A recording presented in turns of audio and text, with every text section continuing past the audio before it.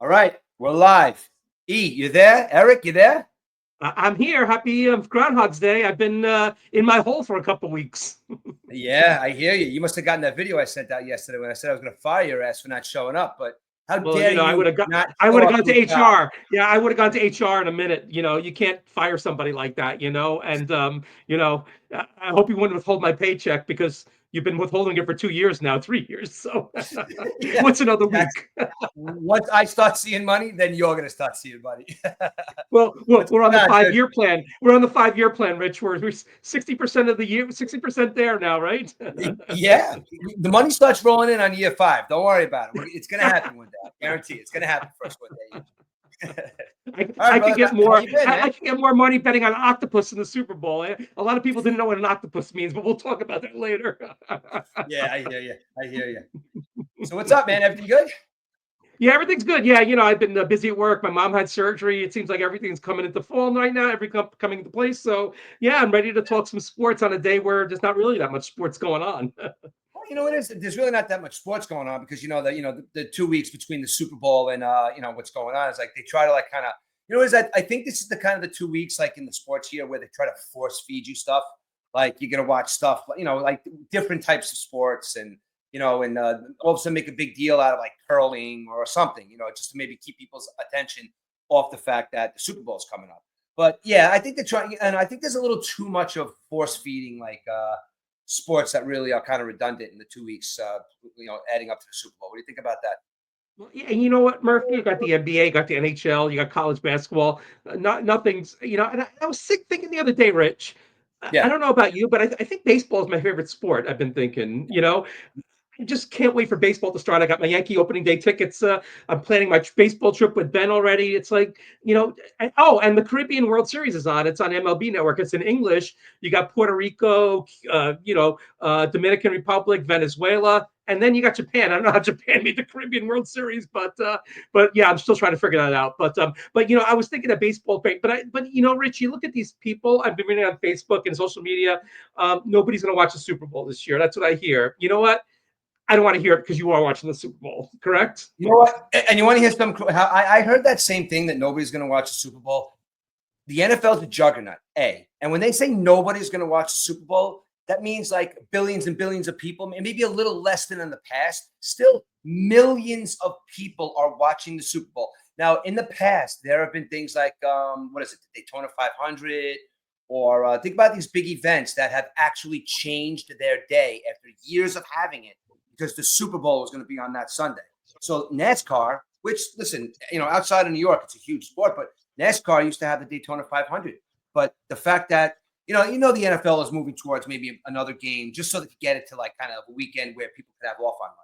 So President's all Day these weekend, big yes. sporting Mhm. events are shaking in their boots. So I don't want to hear that nobody's going to watch the Super Bowl because even if you don't, you're going to watch it at some aspect because you're going to go to a party or you want to see Taylor Swift or people are watching more than ever. And I don't want to hear those numbers. Yeah, and like turn the clock back 5 years ago, Rich. You had COVID, you had Kaepernick kneeling, you had BLM, all this stuff. People say I'm never going to watch a football game again. But you know what? Everyone comes back, Rich. It's crazy. The NFL is just like a drug, basically. You try to wean off the drug, but the drug still finds you, right? You know what? You know what? What's funny? The only reason I'm bringing this up is because there's one person that I spoke to yesterday that has been heart set on not watching sports anymore. My uncle Joe. I talked to him yesterday. We went to a party and I saw a couple of my uncles.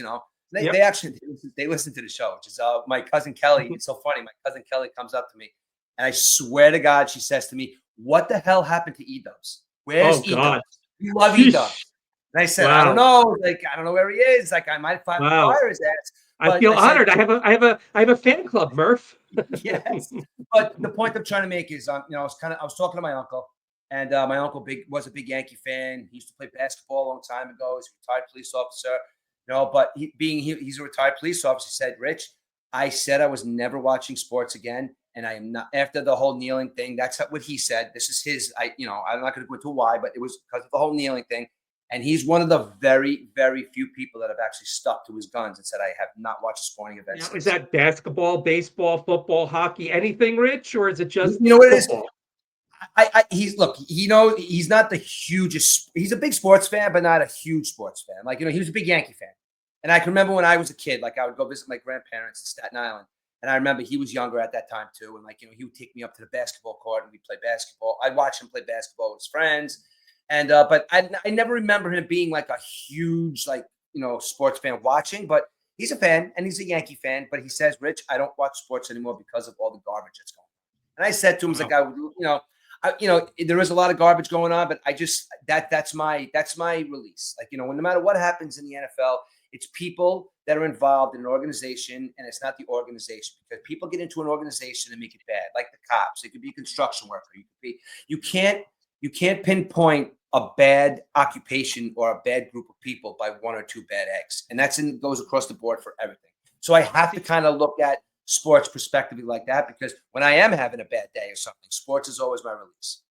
I always say it's a diversion, Rich. I mean, you work, you got stressed and everything, but you turn on a game. Sometimes you got to walk around with blinders. Everything's political. The work jobs are political. Anything's political in the world. But I think you just got to walk around with blinders on, turn the TV on for 3 hours, get your enjoyment, and then maybe there's another game on after that or something like that. You could go for 9 hours. I mean, there's been sometimes when I watch 5 basketball games in a day, sitting on the couch and stuff. But I think you just got to walk around with blinders on, because you know what? I think during COVID, we saw what life was without sports.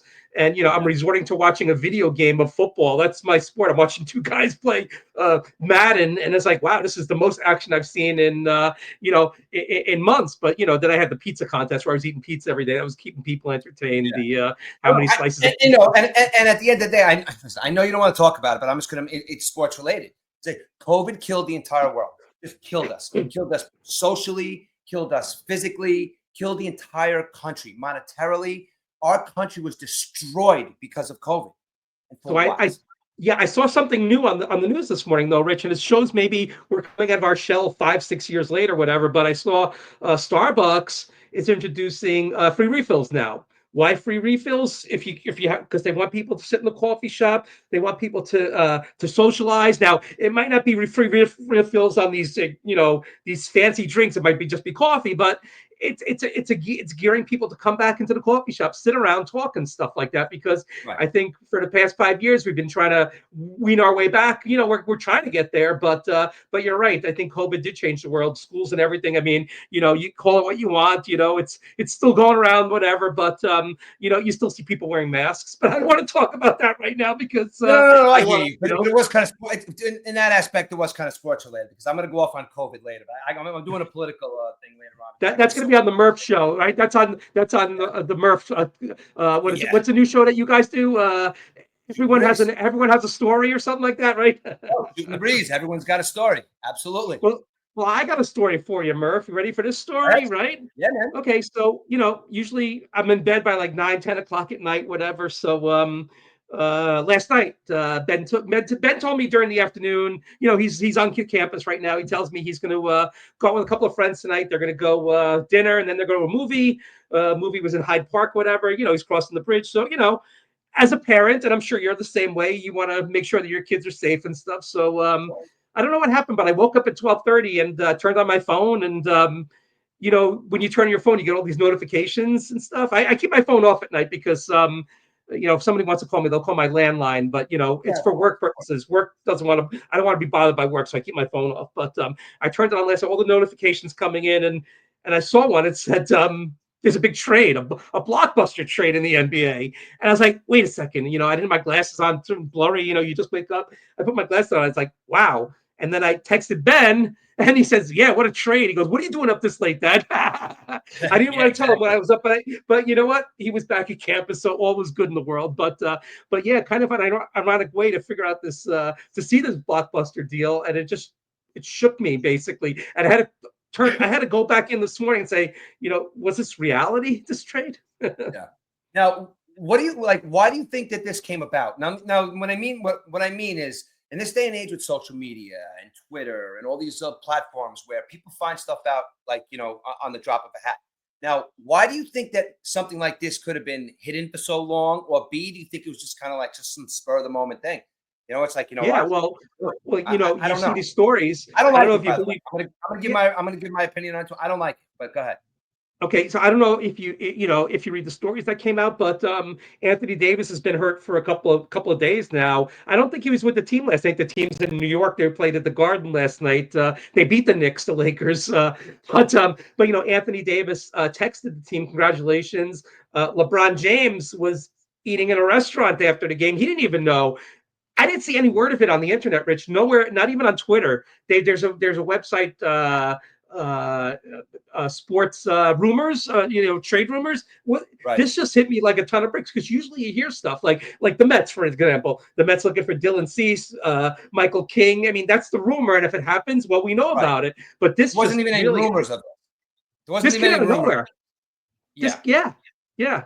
So I think, I know Dallas needed a big guy because Dallas already has Kyrie Irving. They needed the big guy, and they got the big guy now. Anthony Davis is only 31 years old, but I think the Lakers really came out on top of this deal because Doncic's only 25. Of course they did. Now, let's say, who is a better player, AD or Luca?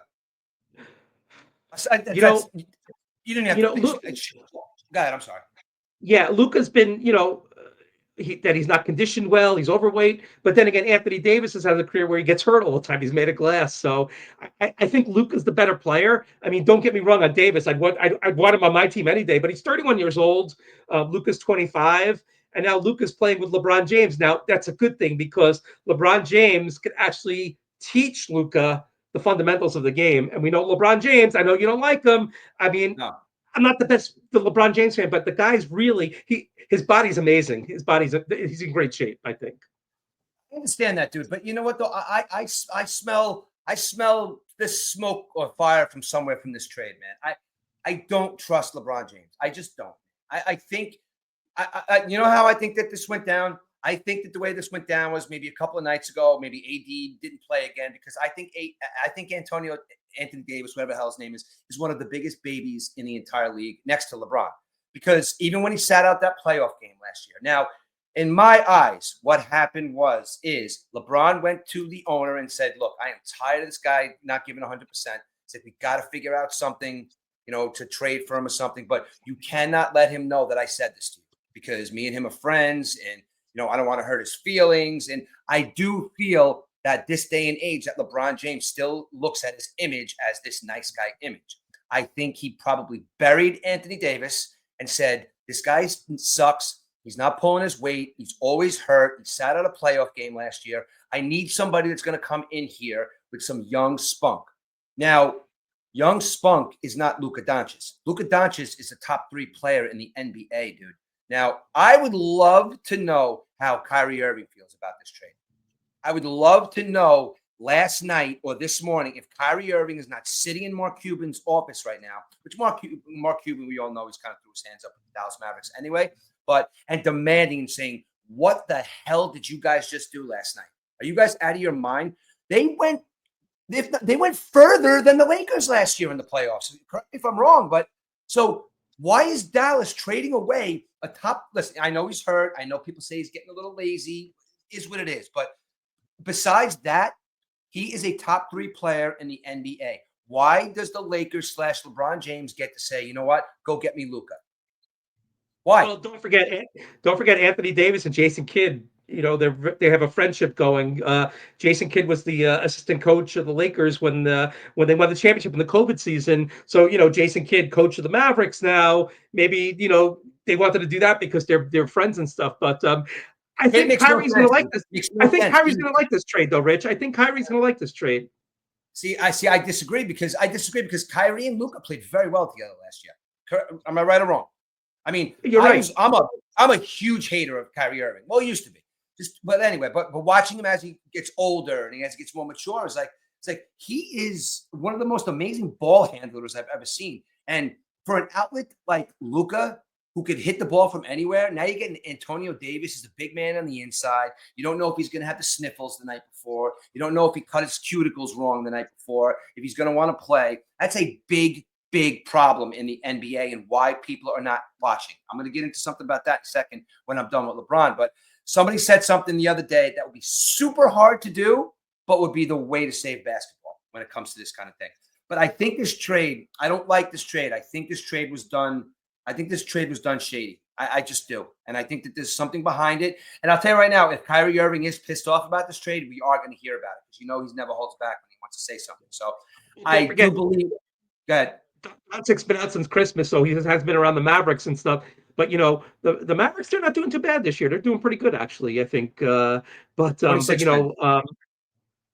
I'm sorry, what was that? Yeah, 26 wins. They're not catching it in. They're making the playoffs this year. Of course they are. Of course they are. But I think the trade. I just don't understand the dynamics of the trade. I mean, maybe two guys in a bar, the Lakers and and what's his name, the Mavericks owner, sitting around and stuff like that. And Eric, we I know the don't know. dynamics. We know the dynamics. We know the dynamics for when he was in Cleveland and wanted to go to Miami because he's a baby and he can't do it on his own.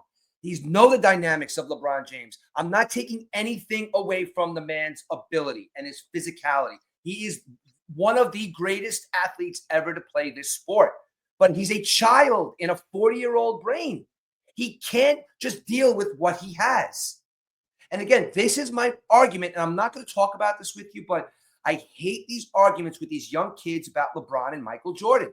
I hate him because the fact is LeBron needs people around him to tell him how great he is. LeBron needs people around him to win championships.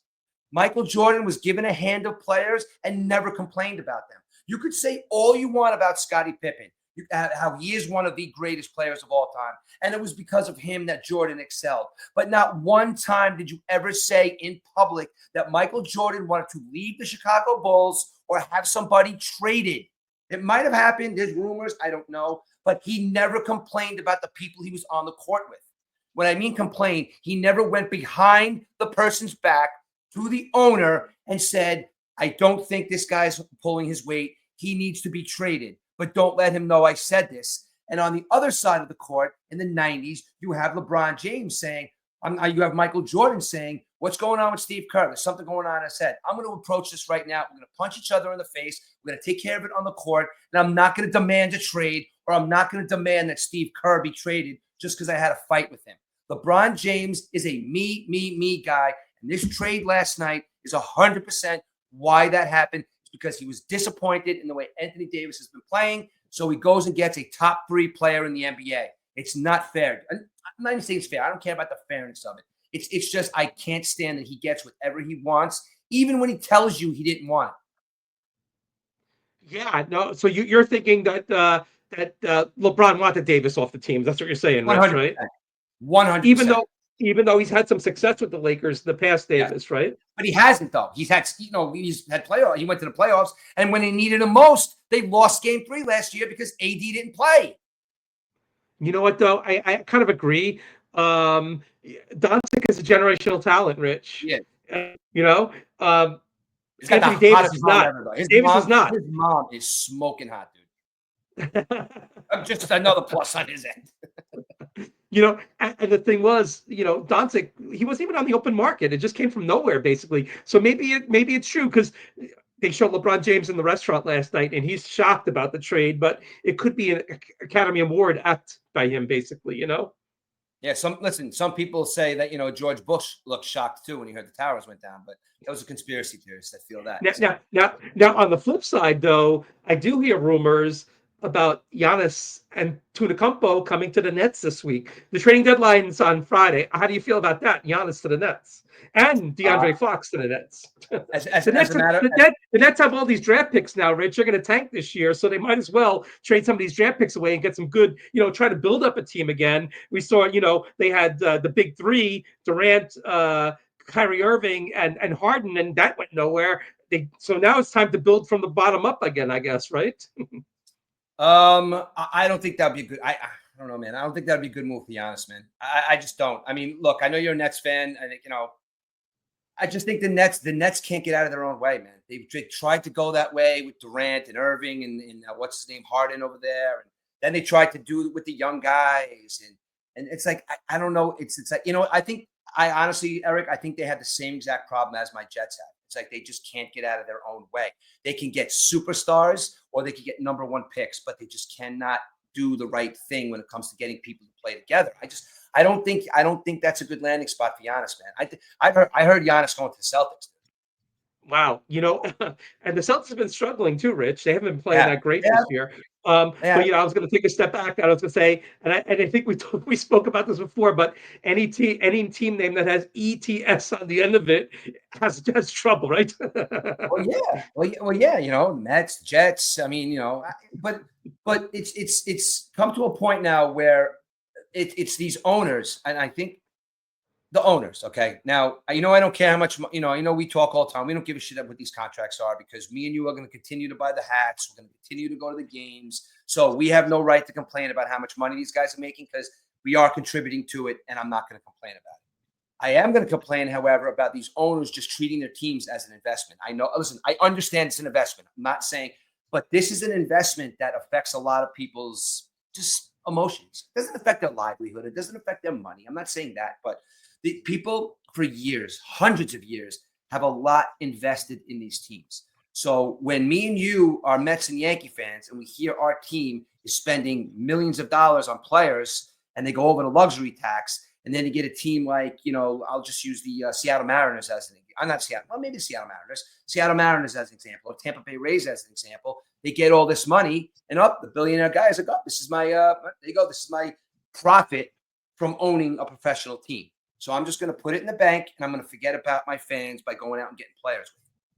You know what I'm trying to say? Yeah, and Rich, time out for a sec. I just want to Yeah, throw go ahead. I want to throw Hal Steinbrenner on the bus for this because how much are the Yankees worth as a franchise, Rich? If the Yankees were to sell today, how much do you think the Steinbrenner family would get from the Yankees? $7.5 Sell the billion Yankees. the other day. How much? How much? How much? 7.5 billion. Eh, at least, right? Yeah, So yeah. here's Hal Steinbrenner crying the other day that they can't spend like the Dodgers. Why can't they spend like the Dodgers? That's what I'm Yeah, saying. I yeah. mean, the And again, Yankees, yeah, go ahead, go ahead. yeah, the Yankees lost Soto, like we said, but you know what? There hasn't been really that much talk about that because they actually filled in some players now. They got a team They did. going where they would have got all in, but they were able to fill in some players, but you still have some holes to fill. So why can't you go out? Why can't you get an Iglesias? Look what Iglesias did with the Mets last year. Why can't you bring him in for a couple of million? How much is the guy going to cost a 35-year-old guy? I mean, Not a Kiki lot. Hernandez. Yeah, we could talk about baseball later, but Kiki Hernandez, I would love to have Kiki Hernandez. And how much is it going to cost, Rich? It's not going to cost that much. No, in the grand scheme of things, it's not. It's not going to cost that much. But that's what I I mean, mean. but When I mean the owners, and I think I put a lot of this on the owners, the competitiveness of basketball is, or baseball, or football, whatever your sport is. Competitiveness comes from the owners, like Kraft. Kraft is an owner that wants to win. Woody Johnson is a douche. They are two completely different owners. And as much as Jerry Jones in Dallas he is an owner that wants to win football games. He puts money into his stadium. He tries to get players, but it just doesn't work out. There's owners that I feel that just look at these teams as an investment. And again, I'm not going to stop them from their investment, but don't just know that your investment affects the lives of a lot of people that are mentally watching these teams and seeing you do absolutely nothing. Like the Jets right now, Eric. And when I say this to you, it's going to be over after the Super Bowl's over, but I was rooting so hard for the Buffalo Bills to make it and win the Super Bowl this year because I'm so, and it's going to sound funny, but I'm so angry with the New York Jets right now at what they've been doing for 50 some odd years that I want a team in their division to win the Super Bowl, to show them what a team can do and put a team together and win. It's embarrassing to me as a Jets fan to see what's going on over there at MetLife Stadium. Now, you want to comparatively compare the Jets and the Giants. The Giants are different because you know why? The Giants will go back to being the Giants. The Jets have never, ever had a point where, don't worry, the Jets are going to go back to being the Jets. They've been a laughing stock of professional football for years. And I don't want to hear these Jet fans with their crutch saying, oh, we had some playoff years. Oh, we did this. We did that. You haven't been or won a Super Bowl in over 52 years. 52 years. That's a loser mentality franchise. Not only is it a loser mentality, there's not even any trying. How many years have I gone through my Browning Nagels and look at this guy? And I cannot, as a Jet fan, do it anymore. It's really, really, really irking me. And I can't root for another team. I can't do any of that. But they have to do something, man. And it starts from ownership. Woody Johnson does not know how. He could sell me a Band-Aid that'll cover my cut, but he cannot run a football team. Yeah, and I was going to say, what about Aaron Glenn, Rich? We haven't spoken about that. I'm sorry, excuse me. Aaron Glenn's the new head coach of the Jets. How do you feel? I mean, he Okay. seems like he's got a lot of energy, but then Salah had that energy when he was hired, the same type of energy. And look what happened to Salah. See, I think no, that's where I think they differ. You said it's the same energy. I think it's different energy. Now, I've been very outspoken in the fact that I want a coach. I want somebody that's going to come in there. I want somebody that's going to kick Aaron Rodgers in the ass. So I need somebody that's not going to be friends with their players. I want an old curmudgeon that's going to tell Aaron Rodgers to shut the hell up. Okay, but that didn't happen. Okay, so now my mind is kind of like going around this, and I watched Aaron Glenn's press conference. I listened to what he had to say. I listened to where he came from. And I listened to what he's going to do with his coordinators. I'm happy. I'm not going to go crazy and say like, oh, it's the greatest thing ever, like, you know, that. But listening to him speak, is Robert Saleh's energy was different. Now, I mean that because you know how I like to watch people's personalities and see why they're different and what makes them different. Robert Saleh came into that job wanting to appease everybody, wanting to be like, hey, look at me. I'm Robert Saleh. I got a lot of energy. I'm a Mr. Nice Guy. I'm hanging with the guys. I'm cursing at my players, but I have a smile on my face, so it's okay. Aaron Glenn's energy was, leave me the fuck alone. I'm not telling you anything right now. Wait, no. I'm not Bill Parcells. Stop it. I'm Bill Parcells. No, I'm not Dan Campbell. It's like, I am Aaron Glenn. I'm an ex-Jet. I love this franchise, and I'm going to come in here and put people in positions to win football games. That's what you want to hear. That's the energy you want to hear. Not tell the fans what they want to hear or be nice to the reporters or you're the coach of an NFL football team. I'm sorry, you cannot be Mr. Nice Guy. You can't. And I think that Aaron Glenn wanting to make his bones for his old team is the right choice because you're not going to get Vrabel. He may be the next Vrabel. You know what I mean? So I'm happy with the hire of Aaron Glenn because we have to start somewhere, okay? Because we are rebuilding, obviously, for the 950th time. We are kind of like, it's not even like we're rebuilding it's been years and years where we're rebuilding our players, we're building our team. The team is right there. Even you could see as an NFL player that doesn't like the Jets, the team and the talent is there. It's there. It's all over the place. You have Garrett Wilson. You have Breece Hall. You have the number one offensive line pick or the number from last year. You have Aaron Rodgers. You have a defense who told us as Jet fans that they were going to murder people this year. And they didn't. And it was because of them that a lot of these games were lost. It was because of them. It's because of their coaches telling them that they can win football games. No, they gave up. They have talent, and they needed somebody to come in there and say, I'm not your friend. I'm your goddamn coach. Do the out route like I said. Do the in like I said. It doesn't work. Do it again. Not, maybe we'll try something else. I'm the coach. You're the offensive coordinator. You're the defensive coordinator. You guys run it. If I don't like it, I'm going to change it. But that's your job. I'm going to take care of all the men. That's what I needed in a coach, and hopefully he could become that. Yeah, and don't forget, Rich, he played for Bill Parcells, and Parcells gave him the advice, go into scouting, go into player evaluation, go into coaching. And I think 1 + 1 + 1 equals the perfect solution to be an NFL head coach. Do you agree with that? Yeah. Oh, absolutely. Yeah, And I do. And there is something to be said about defensive guys coming in to be coaches. Like everybody wants that offensive coordinator, run the offense, but you can get a really good offensive coordinator. A defensive-minded coach thinks differently, I think, because they're always on the defense. They're always trying to, they're always trying to stop people from scoring. Okay, so I think they're more emotionally involved. Which I'm not saying that coaches aren't emotionally involved. They're offensive-minded, but I think defensive-minded more because on the defense, you're watching everything. You're watching your defense play. Then you're watching the offense to see how you can scheme against your defense. And so I think from a defensive-minded coach and a person who's going to go in there and say, I'm not running the defense, I'm running the team. That's what I want to hear from a head coach. And he did say that. I'm not running the defense, I'm running the team. So, yeah, exactly. Sorry, this iced tea is really good, Rich. Empire Bagel by ShopRite, great iced tea. But one question though, Rich, Aaron Glenn comes in. The one question that I want to ask you is, who's the quarterback next year? Aaron I know it's Rodgers. too And I early know, for that. Too early for that. no, but you know what though? I have a quick answer, and I do. It's Aaron Rodgers. And I know just looking at all these blogs and these pages and stuff like that. Like I know that's an unpopular opinion. Okay, I want Shador Sanders as my quarterback. I do, and I'm not going to get him. Okay, he's just going to be gone. But I think that kid is going to be a superstar in the NFL. That's just my thing, obviously. But that's not going to happen. Everybody else, keep Aaron Rodgers, okay? So he can hang out. So you really do and you don't. You have to get an offensive coordinator, but the quarterback's coach could kind of be like, all right, Aaron, just give you these kids. And you forget that we have a kid on our football team right now that their team 2 years ago completely collapsed without him. The quarterback from Florida State. He's still on the Jets. He's rehabbing. He led a team, and when he got hurt, that team was completely embarrassed in their bowl game because of the quarterback. And he is on our team. So can Aaron Rodgers realize that, which he is, I'm sure, I think he gets a lot of shit for, and I think he just doesn't come out and defend himself. He's like, whatever these guys want to think about me. But needless to say, I think Aaron Rodgers wants to get one of these guys that he could kind of mold into somebody that kind of tell him how to be a quarterback in the NFL. Why not?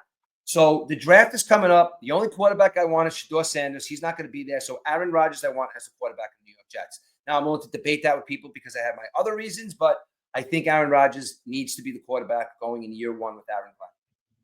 Now, Devontae Adams comes back, right? If Aaron Rodgers stays, Adams, the 1-2 combo, they're a great combination, basically, But then And you I have think, Garrett Wilson too, so. and to be completely honest with you, is like, a lot of people are saying this, and I agree with it. Aaron Rodgers had a devastating injury 2 years ago. Devastating. Okay. Listen, it's all well and good. He came back earlier than most people come back from these injuries, but you're still you're still not 100%. You can get up. He's and 40 stand years up. old, Rich. He's 40. What do you expect, right? I look at me. I'm a big tough guy. I rehabbed. I did more than everybody. But you're really on the field playing now. It's like your body has to kind of get into that. I think that the Jets field goal kicker gave up a lot of games in the beginning, and I think that their defense just completely gave up. Aaron Rodgers started playing well and started looking like Aaron Rodgers the last 4 or 5 games of the season. Him and Devontae Adams start to get back on the same page, okay? And I'll tell you something right now. Garrett Wilson better do something this year, because you want to tell me that you could get a guy like Malik Neighbors that could go on to the Giants with Daniel Jones and be a superstar, change the position for the New York Giants. And they were talking about Garrett Wilson in that same breath. Garrett Wilson hasn't done that. Garrett Wilson he's good. He's a good receiver, but he's been known to complain that he's not getting the ball. He's been known to tell people he's open. He's been known to drop passes, but he's not there yet. He's not the guy. So maybe he needs somebody like Devontae Adams to still be there to tell him, look, you need to just shut up and play football, man. It's like, because Malik Neighbors walked onto the Giants with a terrible quarterback and did what he did. Garrett Wilson's in his 3rd season. He hasn't shown me what Malik Neighbors is going to do for the Giants. Exactly. Why did the Jets pick, Rich? What's their ranking in the picks this year? 7. They're in top 5? 7. Yeah, no, Yeah. they picked 7. I have it right here, actually. They picked 7. So, we can look at that because I got something I want to talk to you about. That is, you got the draft coming up, right? Like they have Travis Hunter going first, okay? They have Cam Ward going. I'm sorry, Cam Ward going first. Travis Hunter going second, and Shador Sanders going third, and a whole host of other guys. Jets aren't going to get a quarterback. It just is what it is, unless they say, okay, we're gonna let's try on this guy. So the top 7, there's some defensive people, there's some offensive linemen. So I really don't know what I would want the Jets to do with their 7th pick, because I think that if that quarterback's gone, they're going to stick with Aaron Rodgers. And again, they're not lacking players. They're lacking discipline. They're lacking somebody to tell them to shut up and just go play football. They're lacking somebody to tell them to play like a team. It's like, it was like, I maybe it wasn't accentuated to everybody like on behind closed doors, but the guy that you saw on what's that stupid show on HBO, Robert Salah, on that show is not the guy that took over for the New York Jets as head coach on day 1. And that team has talent, and they just need somebody to lead them to where they got to go. So they could get best player available at number 7, and I'll be okay with that. Yeah, and Sanders probably going to the Giants, right? I think the Giants are going to block the Jets, basically, right? Well, the Giants are picking third, the Jets are picking seventh. So I mean, then you got fourth is what do you call it? You got what is it? I Patriots think they picking have fourth. I think Patriots and fourth. Jaguars and Raiders. I think. Yes, and if Shador Sanders is there, like the Raiders need a quarterback in the worst way. I wouldn't even be surprised if the Raiders traded up with somebody. I wouldn't be surprised if they traded up with Tennessee. But Yeah, right. Tennessee, You never they know. need a You never quarterback know. too. They got Will Levis, but Tennessee's they're talking about Tennessee maybe gravitating more towards picking up maybe a veteran or whatever. So if Tennessee picks up a veteran and drafts Travis Hunter as their first pick, there could be things like maybe the Giants want to trade up, or the Jets, maybe the Jets even want to trade up. I don't know, You know, because they need a quarterback, but yet how could you pass up on Travis Hunter though? it's You so got that ironic, quarterback. Rich, that last year when the Jets played the Commanders, Zerline hit that field goal, and the Jets might have had a chance at Jaden Daniels, but that field goal alone dropped the Jets in the draft order. So it's kind of ironic how these teams try to tank at the end of the season, but they always wind up winning. It seems, right? But that's the thing. That's at the end of the day, that's the thing that really bothers me about this tanking stuff, or this like losing games on purpose. Now, I mean, basketball, they're just babies. But I never ever thought that I would see this in football. Because football mentally is a different sport than all these sports that we follow. Because these are big men, they're violent men, and they're men who have been the only goal on the football field is to win. And what I mean by that is, as men, we don't want to be taken advantage of by other men. We want to be bigger, stronger, faster than other men. So when you start tanking in football, you're saying that you're tanking because the guy that's there right now, there's an 18-year-old kid in college right now that we think is going to be better than what's going on right here. We think is going to be better. Why are you tanking your season on an 18-year-old kid that, first off, has to be put in the right position to win? Okay. I truly believe that if Jaden Daniels goes to the Giants and vice versa, maybe Jaden Daniels doesn't become the person he is because he doesn't have the right person. Okay. Look what happened with Sam Darnold. Sam Darnold went from the Jets to the Niners to somewhere else. He didn't he didn't get more talented. He had a guy there to say, look, you're doing this wrong, and this is what I want you to do. So an 18-year-old kid could come out and he could shine. Like, look at Joe Burrow. Like, Joe Burrow shined. He went to LSU, playing in front of 100,000 people. But those are still college athletes, okay? You're coming to the NFL, and you're going up against men that want to kill you, and they're getting paid a lot of money to kill you.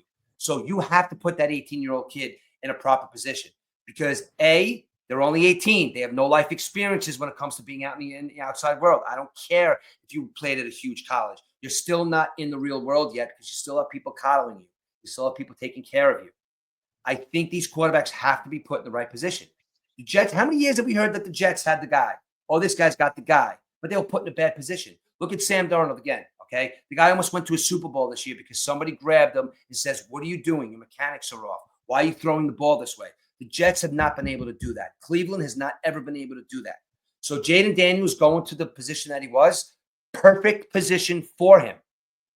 Look at Caleb Williams. Caleb Williams is supposed to be, he was literally supposed to be light years better than Jaden Daniels. He was the guy that they were going to say in year 2, that's the best quarterback in the NFL. He sucks right now because he's got nobody to tell him how to play professional football. And I think that's paramount in picking when you pick these players. And the Jets have not had the right coaching staff in position for years. And that's going to hurt their draft pick this year. Again, well, I think the Bears hired a new coach too, so they're on the right track now as well. So I mean, a couple of these NFL teams, but you know what, Rich? The Cleveland Browns will always be the Cleveland Browns. Yes. I mean, face it, right? Now the Cleveland Browns and the Baltimore, or I'm going to save that for what does Edubbs think? Edubbs think. That's going to be for what Edubbs thinks. But you're right. Though. Cleveland has never been able to pick quarterbacks either. And are the Cleveland Browns more cursed than the Jets? I mean, maybe Jet fans think they're more cursed than the Cleveland fans. But if you're a Giant fan, you're not cursed. Just suck it up. Let your team get their heads together because the Giants are going to be back. The Jets have never got anything to go back to. They have to create something to go back to because you don't want to go back to any of those years. Because the Jets as a franchise have let us down for 50 some odd years and they've never done anything to change it.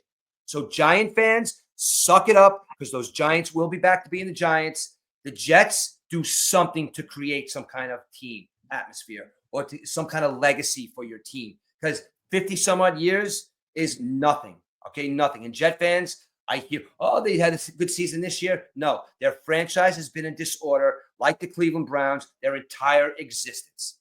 And it's not going to change unless Aaron Glenn comes in here and changes the culture of the team. And that's all that's going to happen. Well, look at the Kansas City Chiefs, Rich. The Kansas City Chiefs weren't really knocking the socks off the NFL when we were growing up. The Chiefs were always cellar dwellers, not making the playoffs. And look, Andy Reid comes in, and look at that. Look what's going on with that team, right?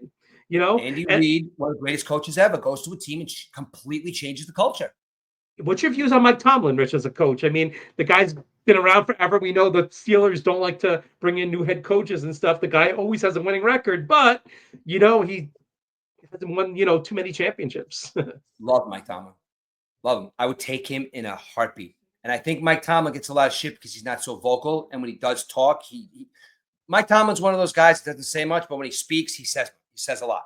You know what I mean? And I know my buddy, Scott Ferris, he's a huge Pittsburgh fan. I always have to check the temperature of what he thinks about Mike Tomlin every single season. And every year the Pittsburgh Steelers make the playoffs and kind of do what they're supposed to do is Mike Tomlin needs to be fired. Now, I look at the Pittsburgh Steelers like the New York Yankees. You guys have so many championships. You have so many wins. You have so many layers to your franchise that you can say Mike Tomlin sucks. Or you can say that Aaron Boone sucks. Because you know what, though? We have something that we want to get back to. Mike Tomlin is a great coach. He's a disciplinarian who will come in there and has zero friends on that team when it comes to players. Zero. And the players know that. That's why Pickens is going to be out the door before the NFL season starts because he's a troublemaker. And yeah, not going to get rid of I agree. Tomlin. I agree.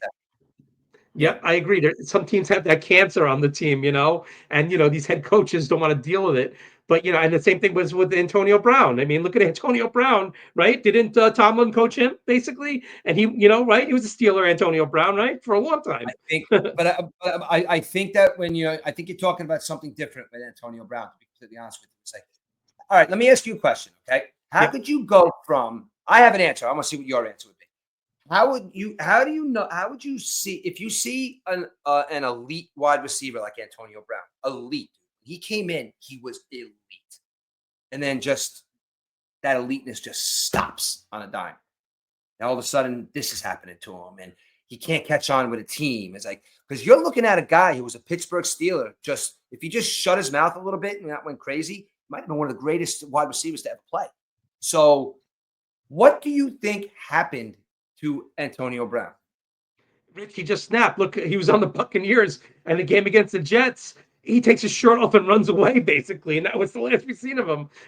Then he goes to the Arena Football League, buys the team in Albany, and he can't even pay the payroll or anything like that.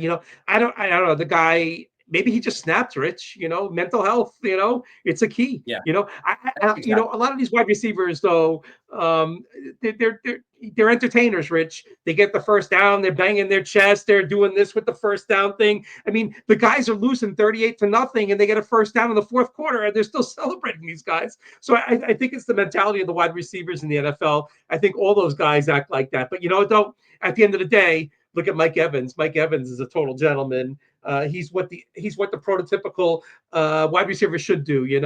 Well, just go out there. He is, but that's the thing. He is, but he isn't. He is what he is because he's a gentleman. Never says anything. Gets his 1,000 receptions and doesn't say a word about the quarterback. Right. But then you got the wide receiver this day and age who's just like, look at me. Mike Evans is the epitome of what a wide receiver should be, I guess. You got guys, Rich, that don't even get the ball. The team's winning and they're complaining they're not getting the ball. I mean, look at AJ Brown. What do you think about AJ Brown sitting on the sideline reading a book? I think people made way too much of that. I really do because people have their again. I'm gonna let me start with as men, we have our stuff that calm us down, and we don't know.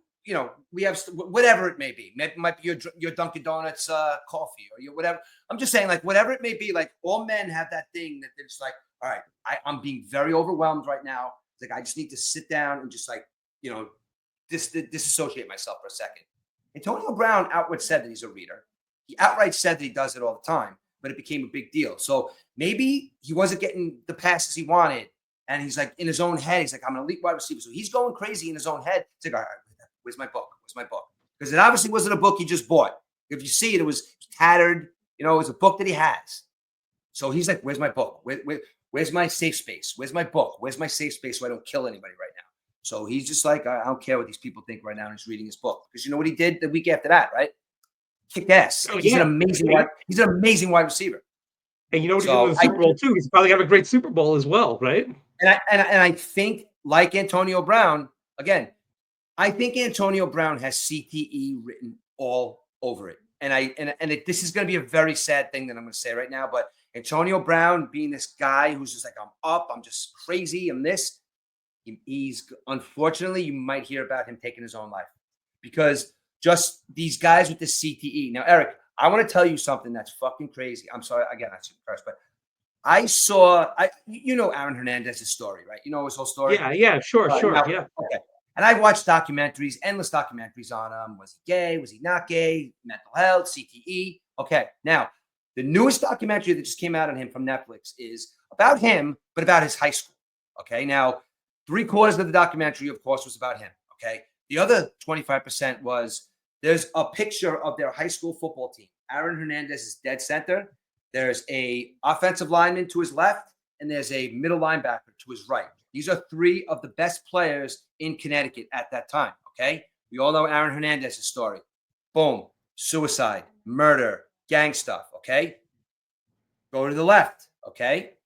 The middle linebacker killed his family and then committed suicide, okay? Wow.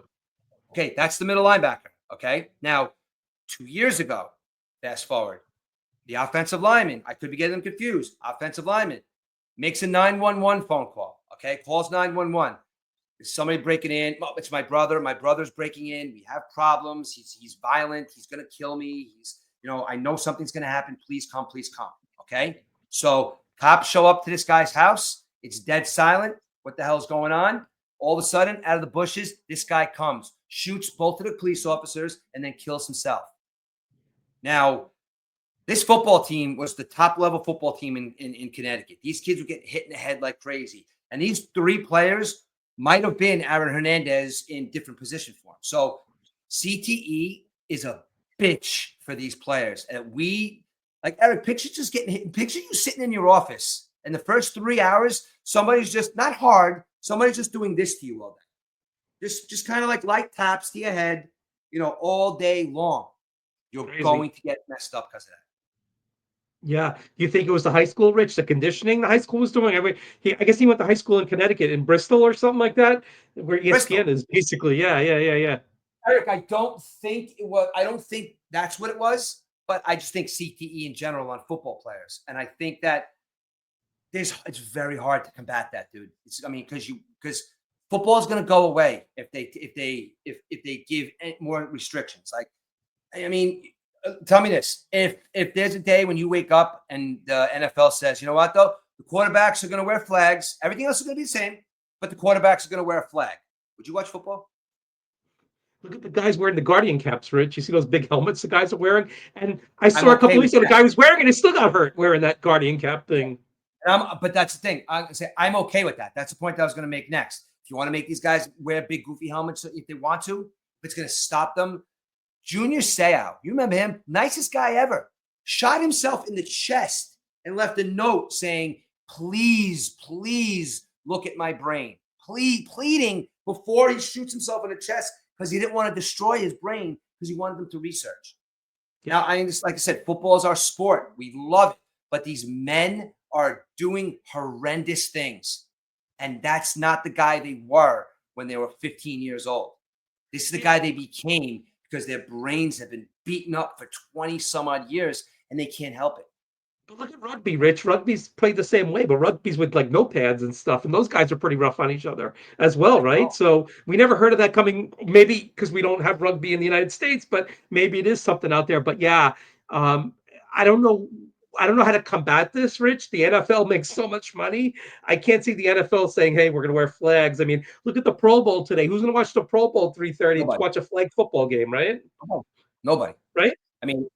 it's almost as it's almost like they should just have a hangout for these NFL players. You know what I mean? It's like, if you want to do that, that's great. That's fine. Have an end of the year thing with the players who you deem are the best, and let them play flag football, but don't televise it.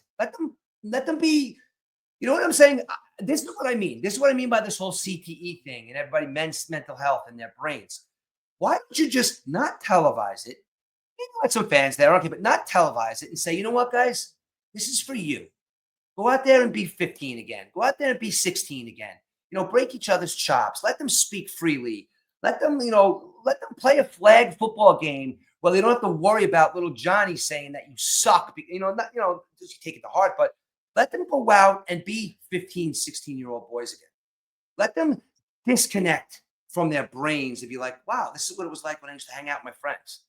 I think that alone would be good for their brains. I mean, the other two teams have the stress of winning, playing the Super Bowl, but the rest of you guys, take the day off, man. Just have fun. Go have fun with your friends. You know what I mean? I do you think that would be a good too much money involved, Rich. There's too much money involved. I mean, they're broadcasting. I plug my computer in. I'm going to disappear for 1 second. Keep talking. I'm just going to plug my computer in.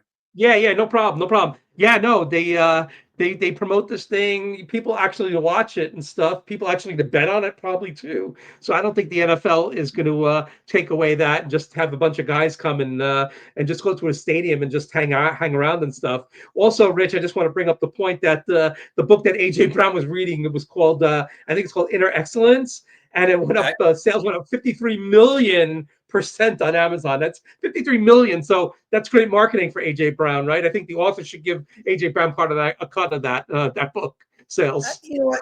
He should. And who are these people? Who are these people that are buying this book just because AJ Brown was reading it on the sidelines?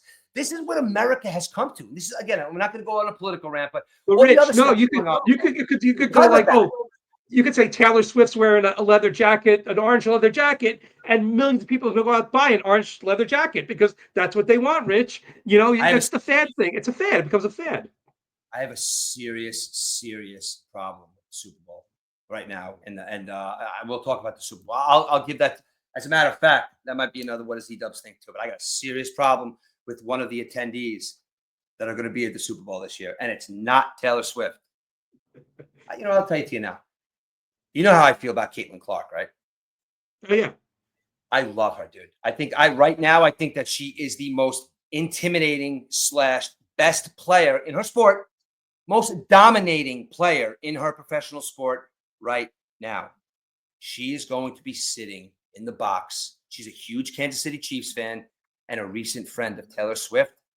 Her and Taylor Swift are going to be in there yucking it up together. Caitlin Clark, Taylor Swift, and everybody else. Yeah, I just want to just take a step back. You brought up Caitlin Clark. There's this league in Miami or Florida called the Unrivaled League, where all these WNBA players went down to play, but Caitlin Clark didn't play in it. Do you know why? Do I know why she didn't play in it? I think she's sick and tired of the bullshit right now. I really do. I think she's tired of the bullshit. Also, she's not going to the NBA All-Star. She never says anything ever. She's not says, yeah. She's not going to the NBA All-Star weekend either. She was invited to go there. She's not going. She dissed that off too. Maybe because she wants to hang out with Taylor Swift, right? Oh, see now, men, this is where men and women are different. Okay, this is another thing that separates men and women. Whereas if this was two men, they'd be like, I was like, go in there anyway. I don't care what these people think about me. If they get into a fight, we get into a fight. Okay. Now, women. Caitlin Clark was probably sitting in her house and with her friends, be like, I'm tired of these bitches. I'm just tired of all these bitches in the WNBA. It's like, I'm the best, and she's not saying that, but it's like, I get knocked down. They tell lies about me. It's like a big group. It's like, you know what? Screw that. I'm not even going to go. I'm not even going to go to this game. I'm not even going to go here. I'm going to sit down, just reassess my situation. I hope that's what it is. And because that girl, and I call her a poor girl, because at the end of the day, she's a young lady who got the shit beat out of her this year by other women who were jealous. And I don't think that she's having a hard time with that, and she just doesn't want to go out right and say it. That's what I think. Could be. But, do you think, Rich, maybe 3-4 years of playing basketball, she'll just say I had enough and just walk away? No, you know why? Because I'll tell you right now, and it's going to weird, but I know there's been lots of conversations with Jordan. Jordan calls her all the time. I know Jordan calls her all the time. And somebody like him, I don't think, or anybody else like him or another her would not let her do that because she's that good. She's that good. Like I know you don't watch the WNBA, but just do yourself a favor. You're a basketball fan. Just peek in on an Indiana Fever game. And it's like, even if they're losing or whatever, just watch her for 15 minutes and what she does. It's absolutely incredible, dude. It really is. And I think there's a lot of people that are jealous of that. And because women are jealous of other women. It just is what it is. And that's what's happening there. So I'm going to be in Phoenix over Memorial Day weekend. So maybe I'll check out the Phoenix Mercury play a game. I don't know if they're playing Indiana, but maybe I'll just check out another WNBA game in Phoenix to see how. That's the point that a lot of people aren't getting.